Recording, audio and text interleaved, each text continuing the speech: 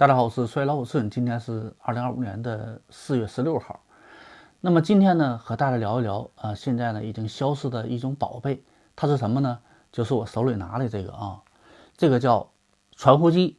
也叫 BP 机，那么有的人叫白了也叫 BB 机。那么它应该是60后70后的回忆基本都用过。那么80后呢，也可能有人用过，90后呢，应该说只能看过。那么到00后呢，基本已经没有见过这种东西了。那么 BB 机呢，它最早在国内，据说第一个那个寻呼台是诞生在上海。那么到咱们抚顺呢，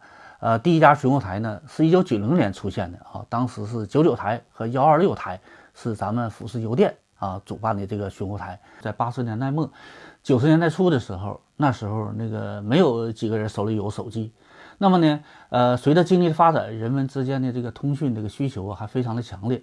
那么呢，这个 BB 机它就是应运而生了。而这个 BB 机这个使用过程没有经历过这个时代的人呢，是无法想象的。就是说，你想找某个人，那么首先呢，你得知道他的那个传呼机号码每个传呼机都有一个号码和手机这是一样的。那么呢，你要打电话到那个传呼台，告诉话务员说我要传多少多少号，这样话务员呢才会把你所在这个固定电话这个电话号码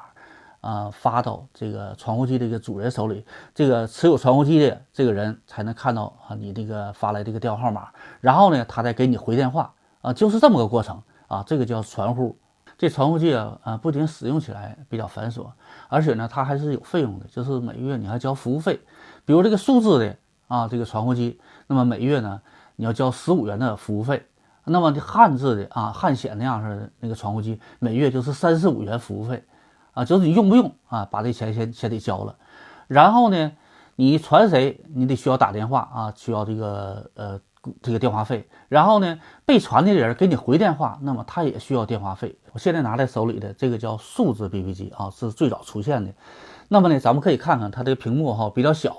所以说呢，它只能传到这上面显示就是电话号码，还有呢，就是说一些简单的这个语言代码。那么这个就厉害了这个是后出现的，这个是汉显叫汉字传呼机。汉显的这个屏幕相对大一些，我这个是摩托拉的摩托拉这是袖珍的，是后出现。最早还有一种大汉字，大汉字比这大一些那个字儿也大，它可以显示汉字除了对方的电话号码之外呢，还可以显示一些简单的这个信息这个和咱们现在短信有点像，但是这个也是需要你给传呼台的话务员打电话，然后话务员呢把这个字儿呢打给对方显示到这个汉显那个传呼机上面不久以后呢，就出现了一些社会这个寻呼台我们现在还能记住一些什么闪电台、华英台，还有一个叫什么正发台，好像还有什么矿区台、辽电台，反正是不少说明当时这个传呼这个业务是非常的兴旺。应该说在90年代是这个传呼机这个黄金年代，普及率那是相当的高基本上很多人呢都持有这个传呼机，而且人们那个当时把这个传呼机当宝贝一样，也是开头我为什么把它称为宝贝的一个原因。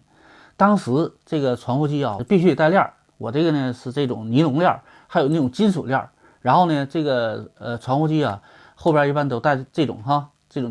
这种卡扣把它男的呢把它别在那个裤带上，然后呢这个链要挂在裤带那个边上必须让别人看见尤其是汉字那个汉字传呼机，女的有一些直接别在衣服胸口这个位置就放在这个位置，尤其大汉显穿着胶衫必须把这个放在这个位置，这么看见才有派。